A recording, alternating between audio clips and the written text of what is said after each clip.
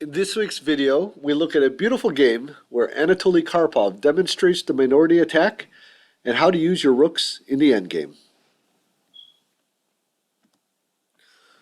Okay, this is a game between Anatoly Karpov, who was of course the world champion, and Ljubomir Ljubojevic, who was also a top player around that era. A very strong player. Um, First off, before we get started, I want to do a quick thank you to a subscriber, Bulent Kirka, for recommending this game. I had seen this game before, and it was a joy to review it again. So thank you for making the suggestion. If you guys have any other suggestions for games you'd like me to review, then let me know in the comments. Okay, let's start it off here. Karpov played d4. Um, he was actually very good with e4 as well. He was very good at both of them and played both of them fairly equally.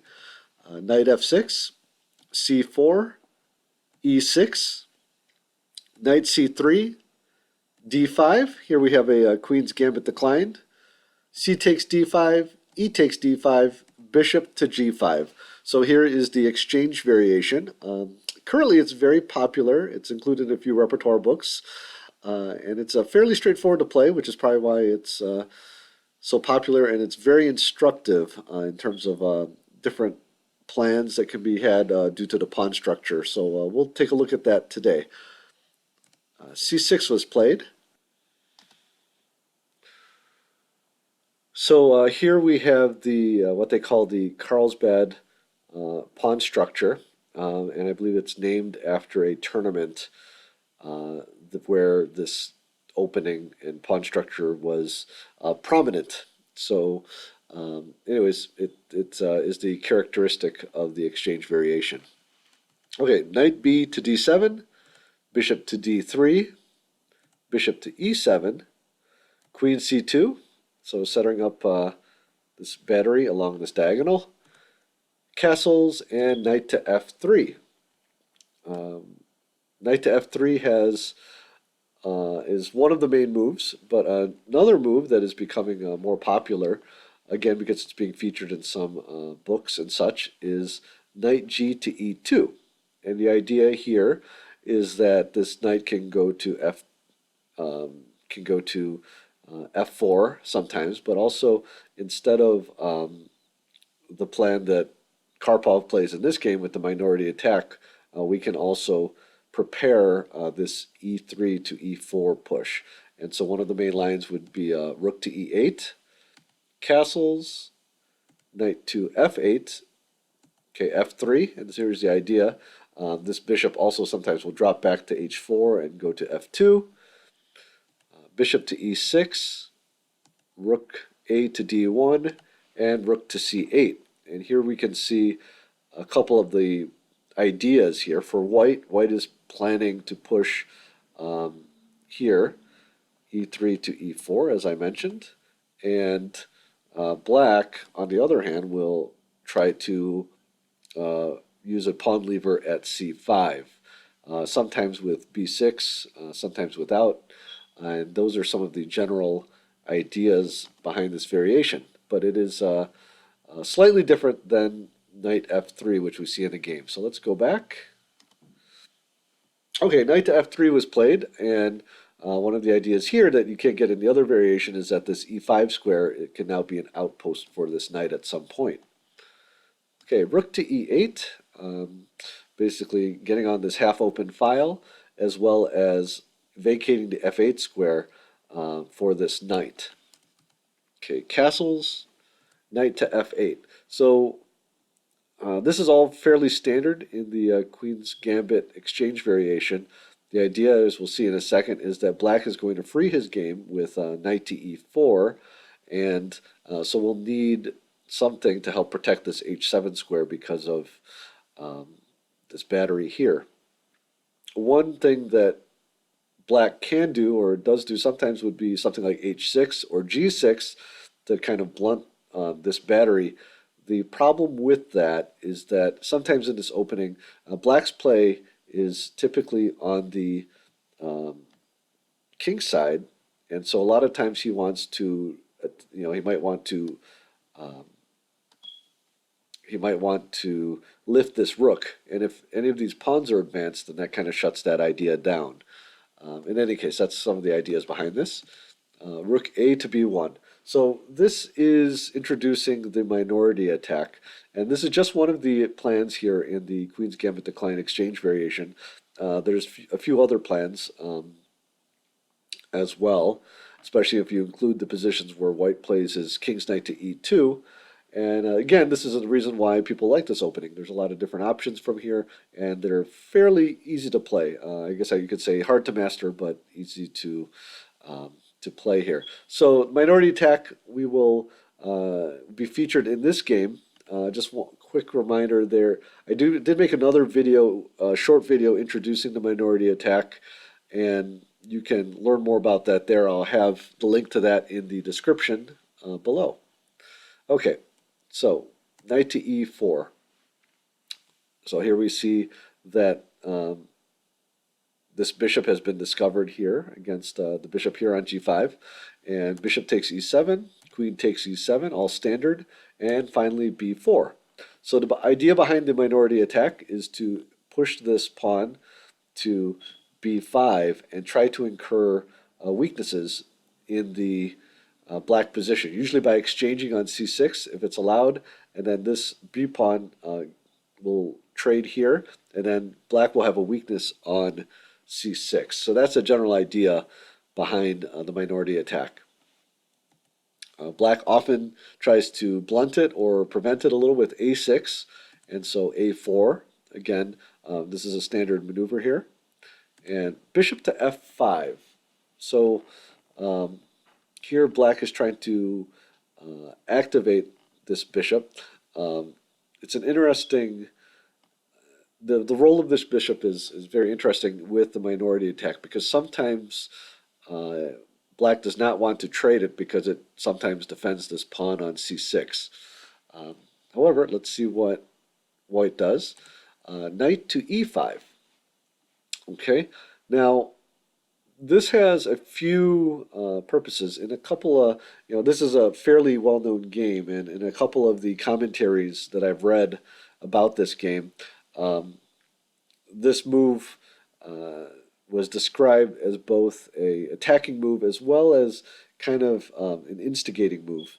And these are types of moves that Karpov plays. Actually, Capablanca plays like this as well, and I'll have to show this. But one of the ideas here is that if black were to try to eliminate this knight, say with a move like F6, then white can just simply move it back here to F3, and now, even though the E5 square is no longer available, this F6 pawn kind of interferes in black's ideas, as I mentioned earlier, maybe to do a rook lift over to the third rank.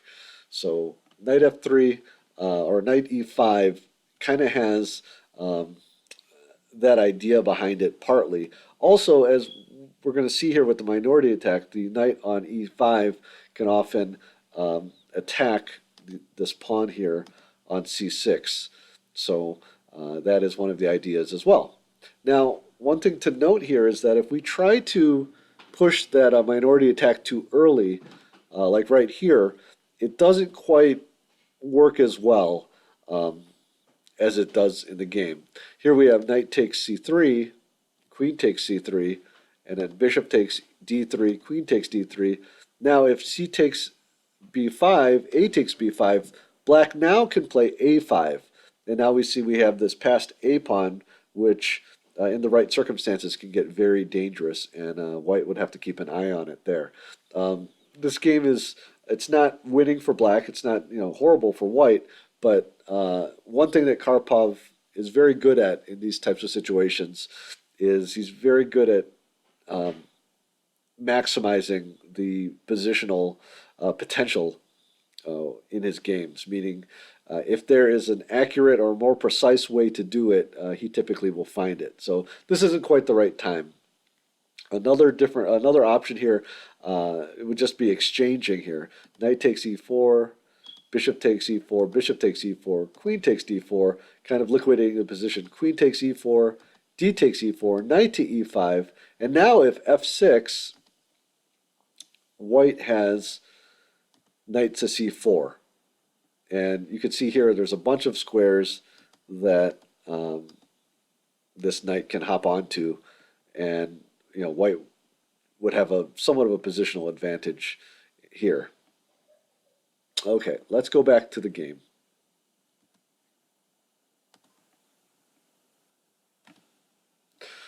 Okay, well, in the game, black played rook a to d8, rook f to c1 was played. So the idea here is to put pressure down the c file against this potential weakness that might happen. Again, b5, just to show you again, b5 doesn't quite work here yet. A takes b5, a takes b5, and now c5. And we can see here the problem, of course, here now is that we're undermining this knight here because the pawn is protecting it. So it doesn't quite work out here. Okay, so let's go back. White had just played rook f to c1, again putting pressure down the c file.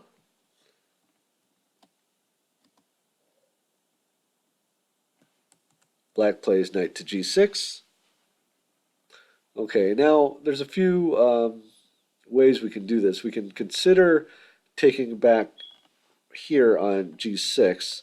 Bishop takes g6, knight takes g6, bishop takes g6, bishop takes e4, bishop takes e4, knight takes e4, d takes e4, and now if b takes b5, a takes b5, a takes b5, this position. And I think the idea here is that this is a good endgame because of these the weakness that black is going to incur here.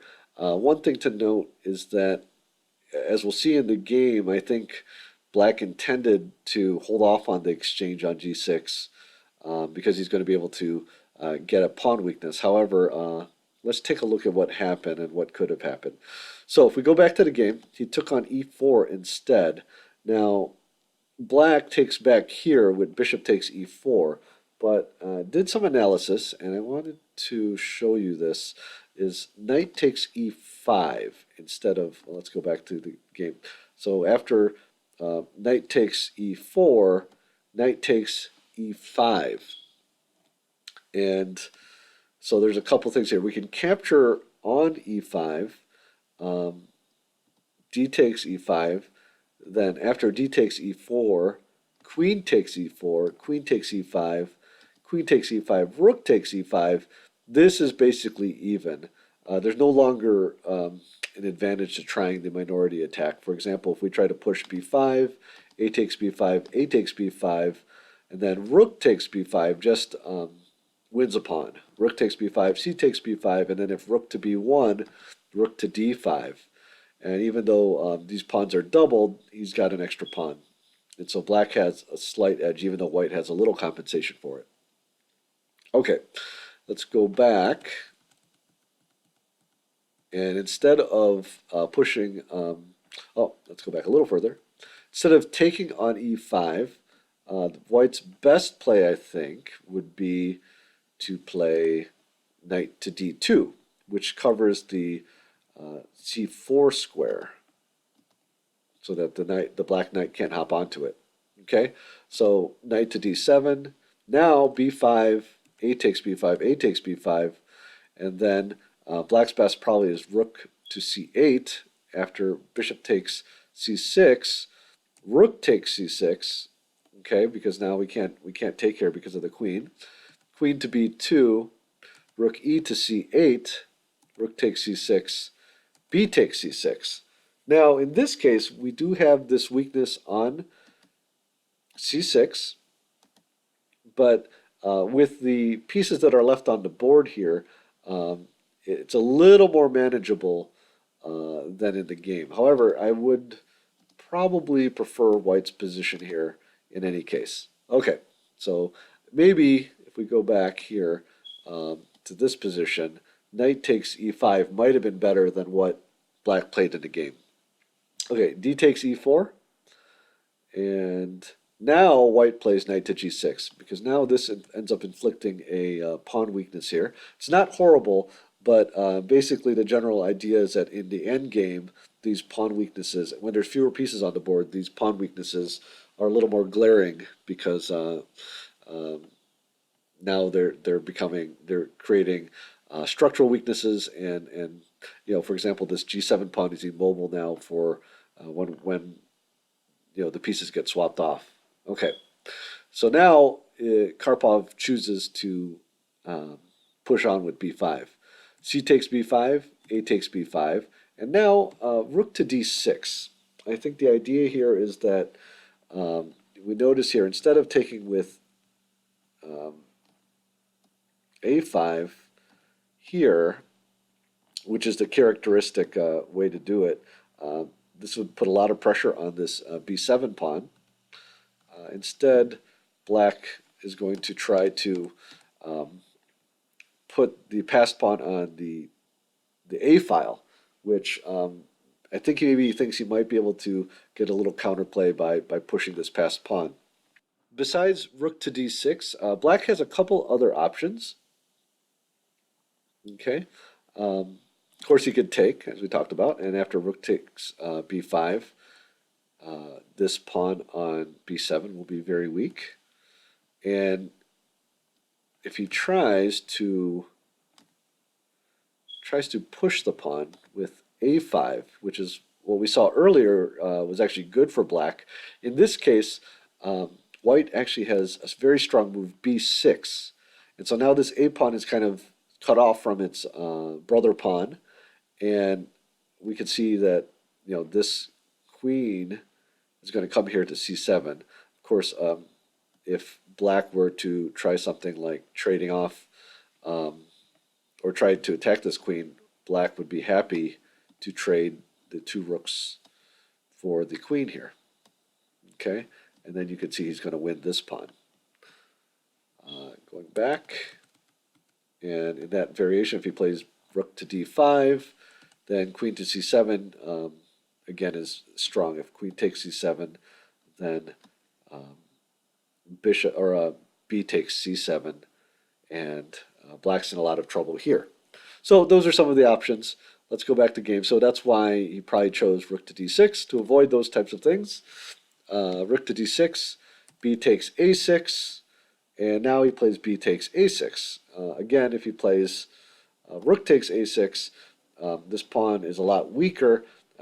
Part of the reason is because it is a little closer. It's only one file closer, but if, say, all these pieces were to be swapped off, it's a little bit closer for white's king to get to. Okay, if rook takes a6, then simply something like rook to b5 with the doubling of rooks coming. Okay, queen to a4. So targeting, now again, starting to build up pressure here. And now black decides to trade queens off. I think he's estimating that it'll be easier to defend this position if the queens are not on board. But Karpov was very excellent in the end game, so he had no problems doing that. Okay, rook to c5. Okay, very strong move, and he's controlling this square in front of the passed pawn. Another option might be something like rook to a1, attacking the pawn directly. However, I think it's slightly less accurate because, as we'll see in the game, the rook here on b1 is very useful in controlling this b file and restricting the king, as we'll see. Okay? So rook to c5, rook to a7 defending, and now rook to a5. Okay? King to f8, rook to b6. So this is, again, the more accurate way to attack this pawn because now we have control of this b file as well. And rook e to a8. And here's an important position to just pause for a moment and take a look at.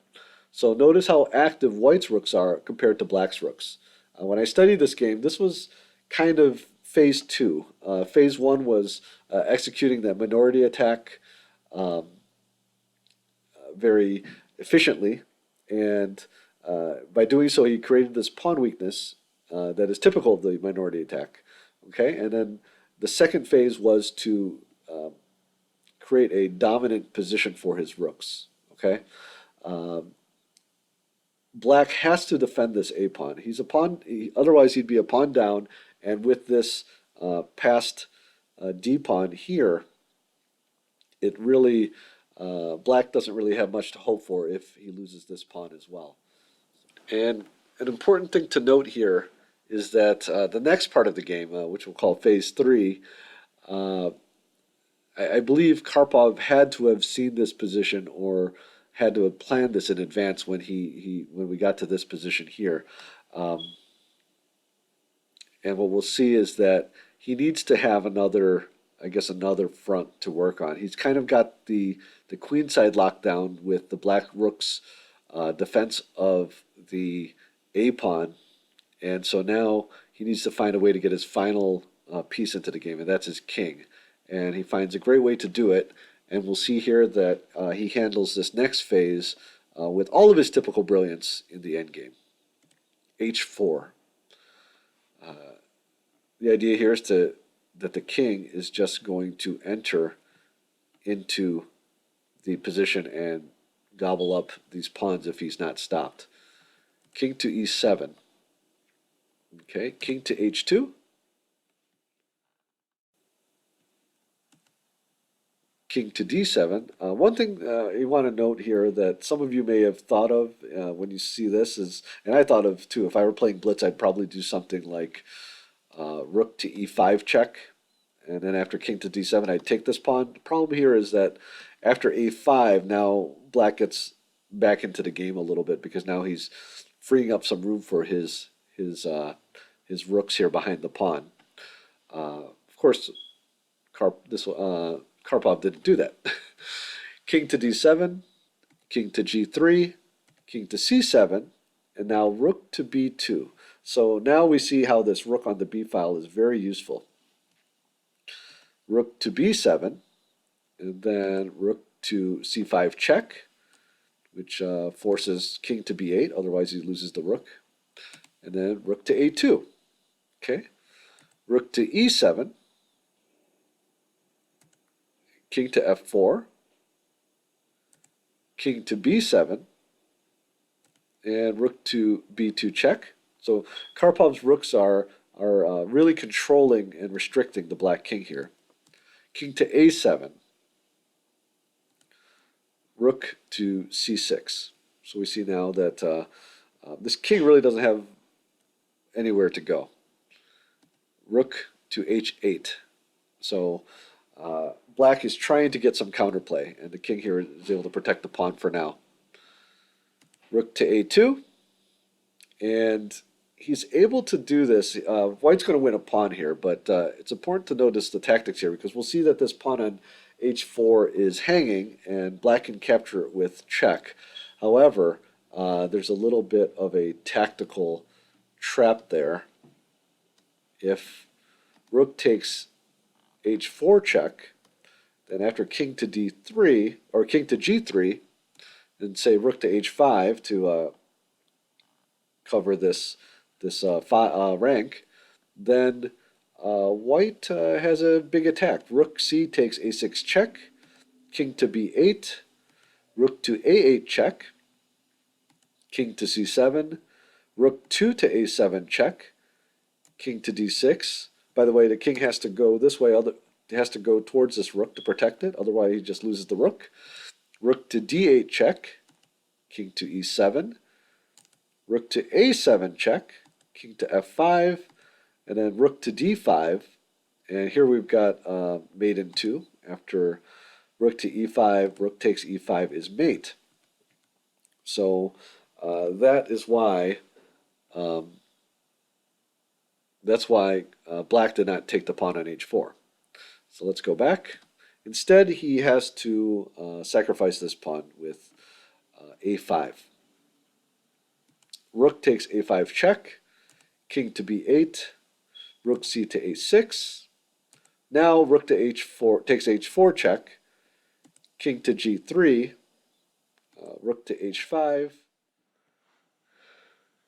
So rook to A7 check, king to C6, and here white could take rook takes e7, rook takes a5, and rook takes f7. This would be winning, but Karpov finds the most accurate way. So he gets this rook out of the way first.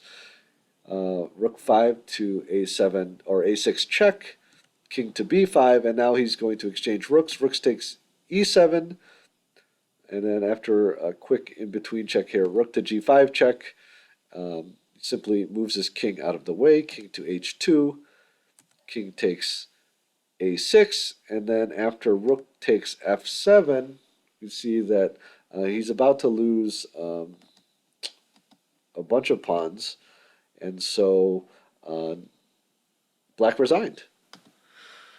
Okay, let's go back and look at some of the key positions in this game.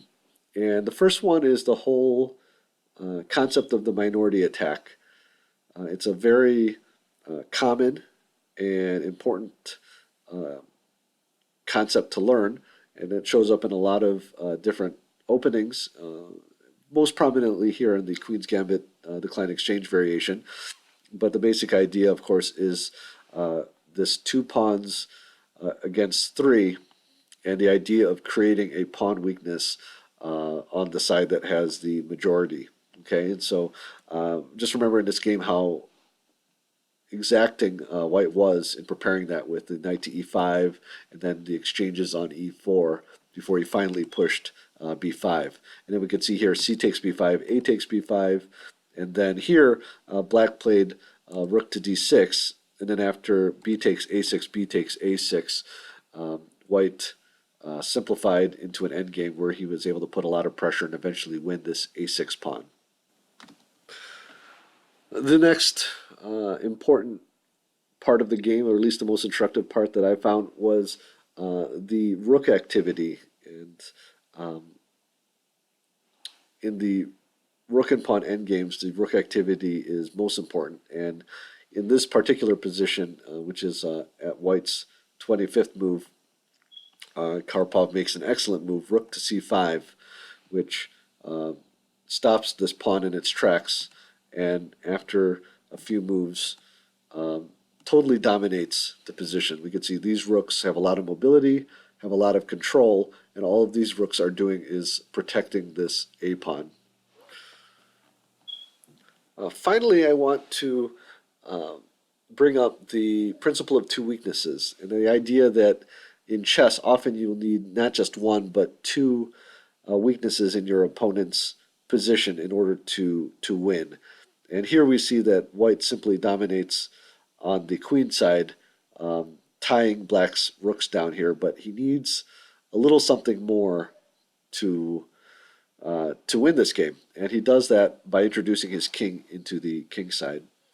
Uses h4, and after king to h2 and king to g3, he's now ready to attack these pawns, and it draws black's forces away from the protection of the a6 pawn to where he's eventually able to win it and the game. Thank you for watching this video. I hope you enjoyed it, and if you did, please press the like button. And if you haven't seen my previous video on the minority attack, check out the link in the description. Also, let me know what games and players you want to see on this channel. Leave a comment and I'll definitely consider your suggestions for future videos. Good luck with your chess, and see you soon.